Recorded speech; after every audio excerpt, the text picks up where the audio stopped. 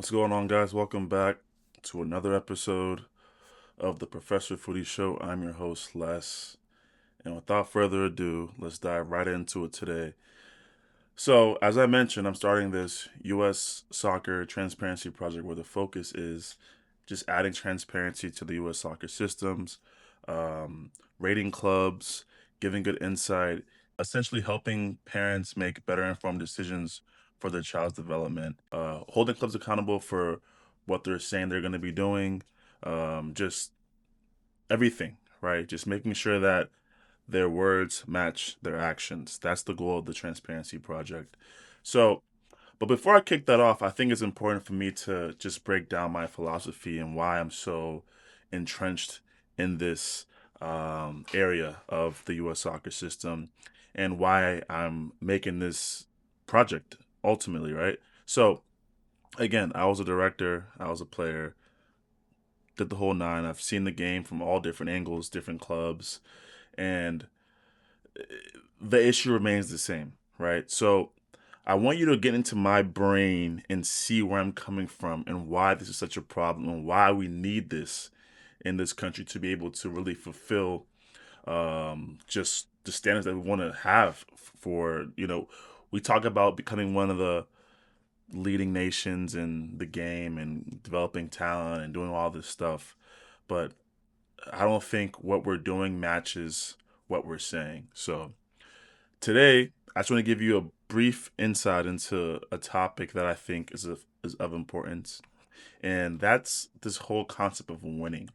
And we're gonna strictly talk about the, let's say, U9 through U13 age group, right? 'Cause I think that's the age group where this is such a major problem. Of course, the older groups, I think that's a different conversation. But let's focus and narrow in on the U9 through U13. Why is there such an emphasis on U9 or U10 teams winning tournaments, winning the league? What value is there, right?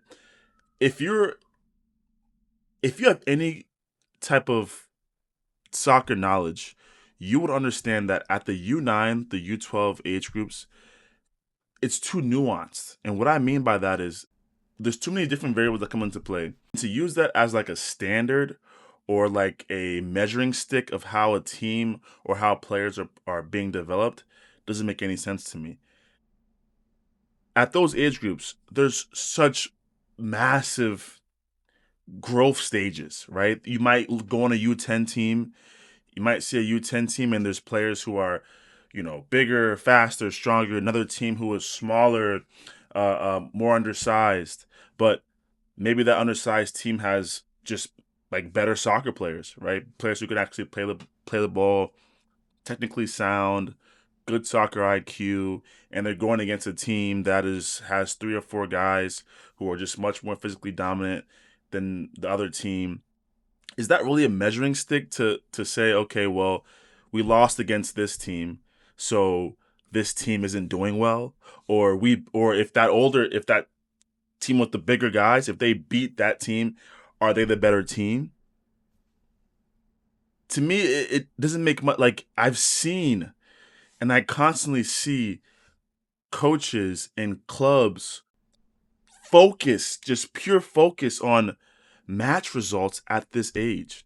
And I get it. It's for the optics. It's for the marketing. It's so that they can post on their Instagram page, "Hey, our U10 teams are the champions of fill in the blank tournament, right? We just won the league, fill in the blank league." It's all a way to be able to market this idea of winning to parents who might not understand that that doesn't really mean that their son or daughter is really developing. They can win 100 games, win tons of tournaments, but are they really growing as soccer players? Are they getting better, right? Are they becoming more proficient players? That's the goal at those age groups, is to become a proficient soccer player so that you can use what you have, those core years of development of technique, of game understanding, of the skills of competitiveness and drive and work ethic that will carry you through your career. Now, I'm not saying being competitive is bad. It's the nature of the game. Everyone wants to win. Everyone wants to, that just adds, positive vibes to the team. I totally get it. I've been there. I understand it. But winning can't trump development.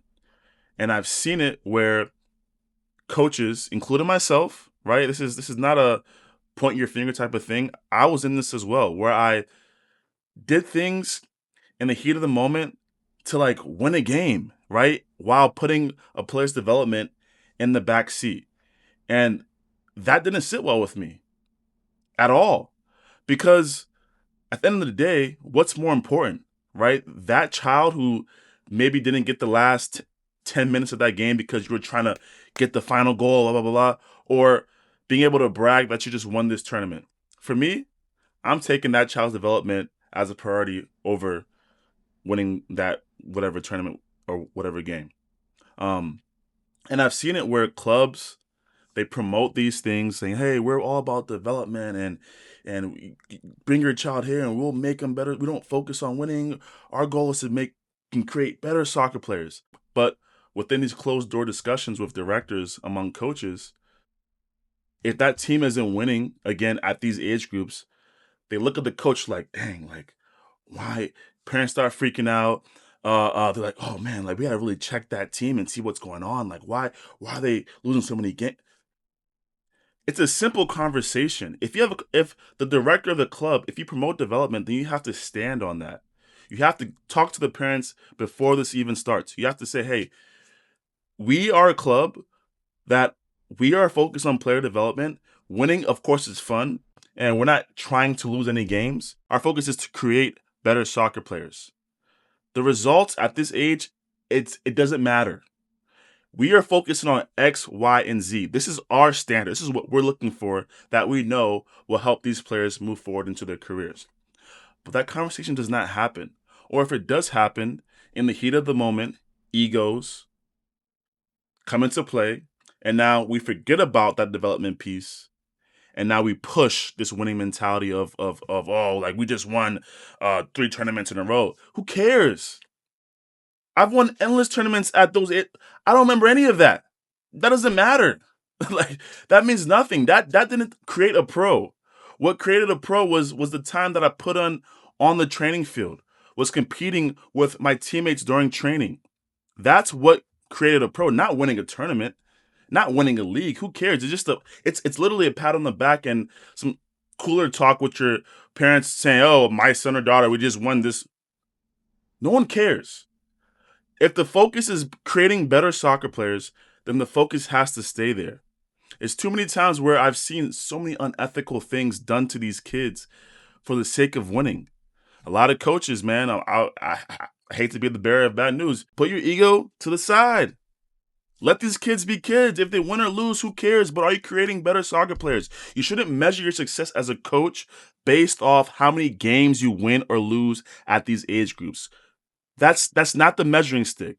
The measuring stick is at the end of the season when you look back at your fall season, at your spring season, you say, "Wow, Jimmy couldn't juggle the ball 5 times. Now he's juggling the ball 200 times, both feet.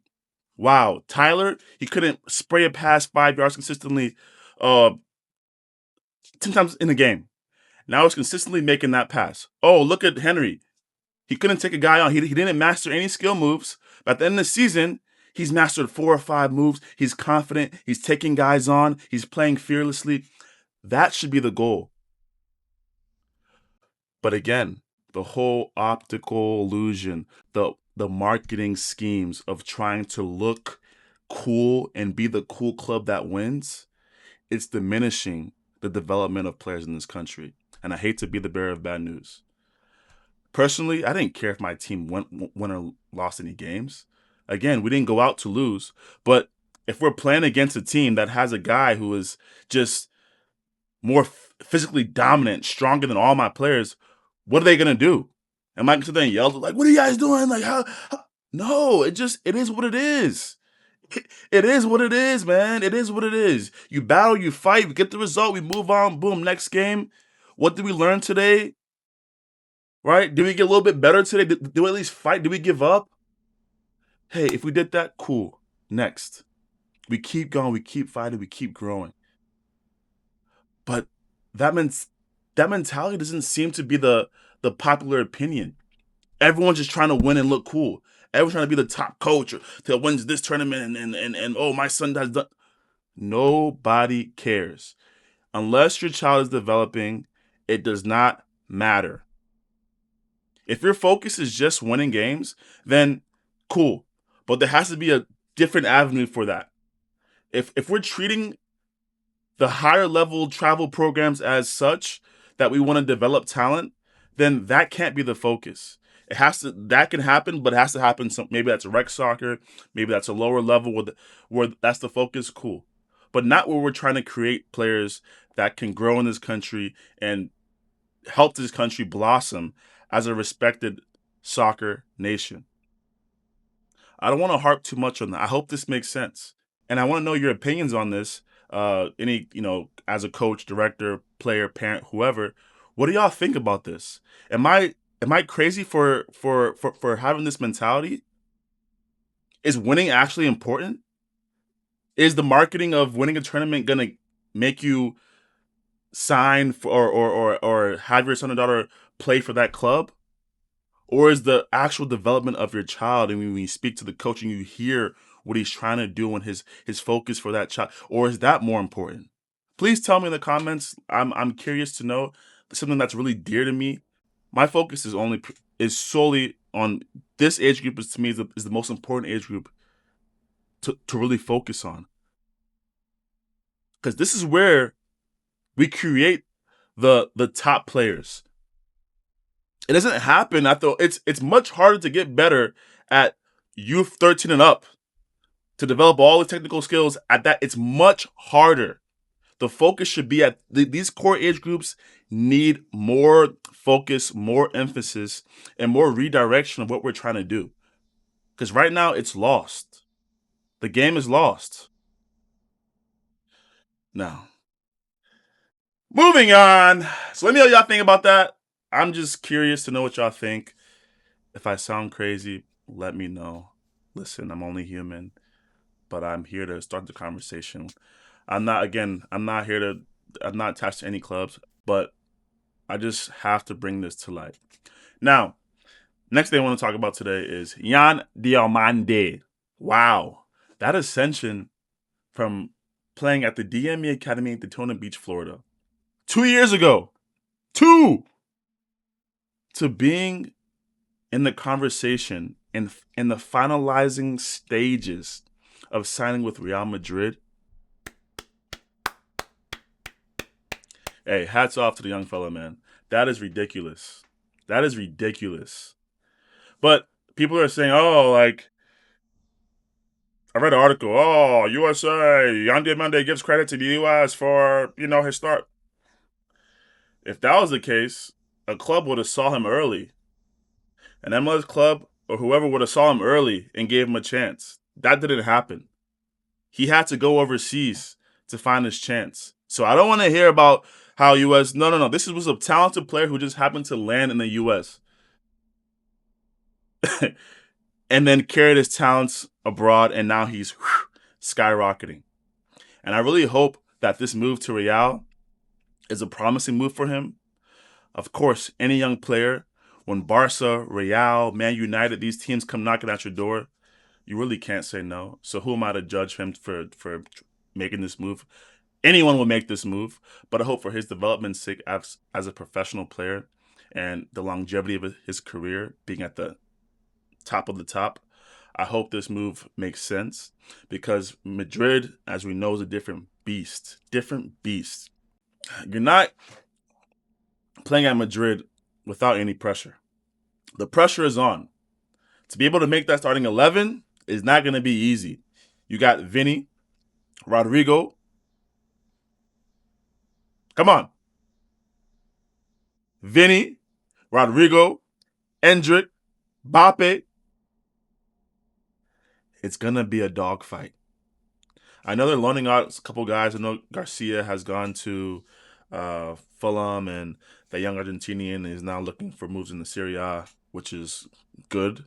And I think he's better than both of those guys, so I don't think that will be his really competition. But it's going to be tough. And I hope he goes there with the mentality of earning that spot, getting that spot, keeping that spot. And I wish him the absolute best, man. Shout out to Yandy Amande. What a player. What a guy. To be able to do that in such. I've never seen an ascension so fast. Ever. Please tell me, who else has risen this fast? Guy signed with Rock Nation. Like, it's crazy, but I'm so happy to see a young Ivorian doing his thing, man. I wish him the absolute best in this next step. I hope everything works out and he goes to Madrid and has a successful stint there. But what does this mean for Vinny Jr.?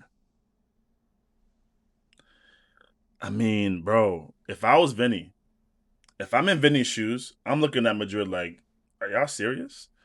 Why do people disrespect Vinny so much?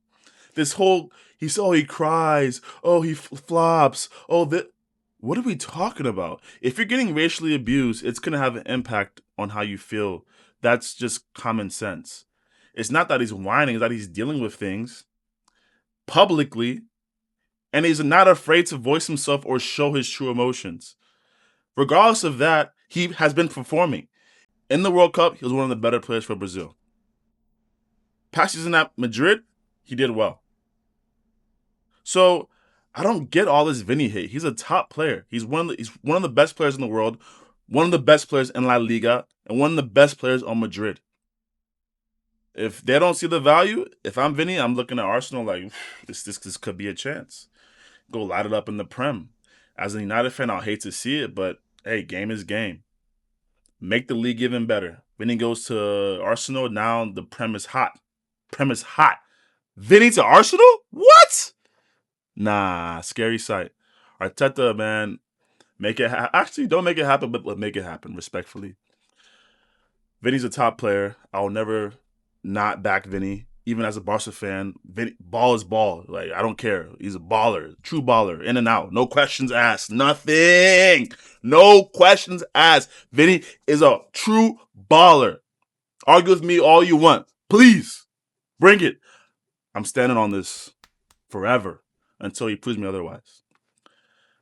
Last thing I want to talk about real fast is Murdrick, the guy that was banned for 4 years because of substances. Now, we don't know the true story of what really happened, if he meant he didn't happen. Stuff happens, man. I know as a pro, I always taking some vitamins. I was like, oh shit, I don't know about this one, but I'm gonna take it because hoping, I don't know, bro, but hey, you take the wrong multivitamin and now you're out for X amount of time. I think his punishment was a bit harsh, but nonetheless, he's back. I'm excited to see his next steps because to be for real, that boy is nice, explosive, technical ability, crazy, can strike the ball, finisher. He had you don't get the 10 at Chelsea for no reason. Shout out to Pulisic. But you don't get the 10 at Chelsea for no reason, man. Whatever team is able to sign him, I'm not sure if he's still on the books with Chelsea, whatever the case is going on over there. But I'm excited to see his next steps and where he lands. Another top baller to look out for. That's it for today, guys. Hope you guys enjoy it. Like, comment, subscribe, share with a friend. Professor Footyy. Until next time, peace.